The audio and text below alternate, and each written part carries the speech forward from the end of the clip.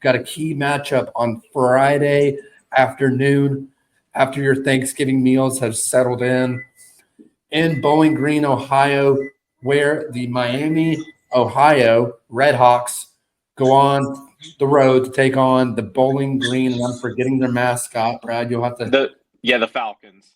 Falcons, thank you. I knew they were both birds. The Redhawks versus the Falcons, Friday afternoon kickoff at 12 p.m. on ESPNU. Bowling Green coming into this game favored by 2.5 points at Dwight L. Perry Stadium in Bowling Green, Ohio. Like I mentioned, Brad, this is an interesting matchup up in the Midwest, and I think we haven't really talked much about both of these teams, and this is the first time we're getting a chance to. So I'll turn it over to you. Thoughts on this game and who comes out on top? This is a key matchup.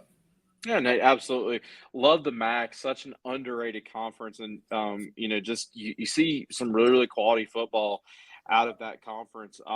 Looking at the standings, it seems like, and to any of our viewers, please correct me if I'm wrong, but it seems like the winner of this one gets a berth in the MAC championship game That's right. if I'm understanding this correct. So, high stakes game.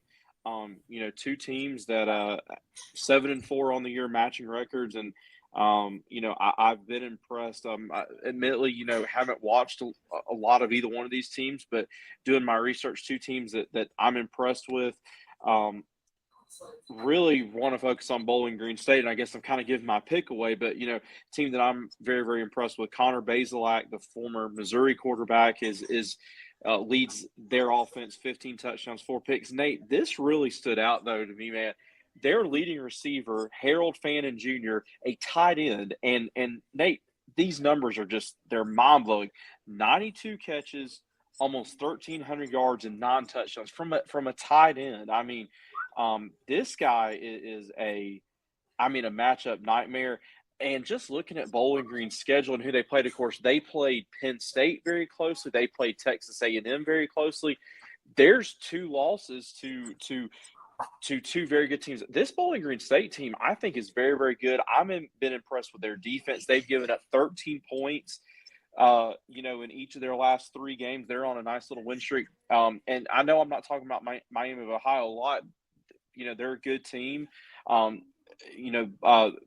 Brett Gabbert, Blaine's little brother, is their quarterback. But I'm taking the Falcons as this one. I just think Fannin, their tight end, he's a matchup nightmare. I think their defense is really, really good, and the Falcons have got a good team there in Bowling Green. So I'm rolling with the Falcons on Friday. Yeah, Brad, and to your point, whoever wins this game gets a MAC invitation to the MAC championship, which I believe, and correct me if I'm wrong, I believe it's played in Detroit, Michigan, where the Lions play. So really cool, underrated conference game or conference championship game, in my opinion. And to your point, you talked about Bowling Green losing some key games to A&M and Penn State. And then you look at Miami, Ohio, they lost to Notre Dame and Cincinnati. So these 2 teams have played very good competition in their own rights. You take those 2 losses away, and they're sitting pretty good right now, all things considered. So coming into this game, you mentioned Brett Gabbert for Miami, Ohio, 2,300 yards, 18 touchdowns, 8 interceptions. The rushing attack under Keon Mosey, 937 yards, 3 touchdowns, averaging, Brad, 6.6 yards per carry. That's pretty good. Then you look at their red zone efficiency. 84. They've scored 84% of the time in the red zone, and finished with a high field goal success rate of 87% as well. Third down conversions, 33%, hasn't been the greatest, while their opponents have converted 40%. So not the best for Miami, Ohio. Again, we talked about their offense scoring 24 points per game. Their defense giving up about over 3,000 yards total on the year. So it's been a rough outing for the Red Hawks, no doubt. And then to your point, Bowling Green coming in so strong, averaging 28 points per game. Talk about their quarterback, Connor Bazelak. I hope I pronounced that right. Coming over from, I think, Missouri. Is that correct?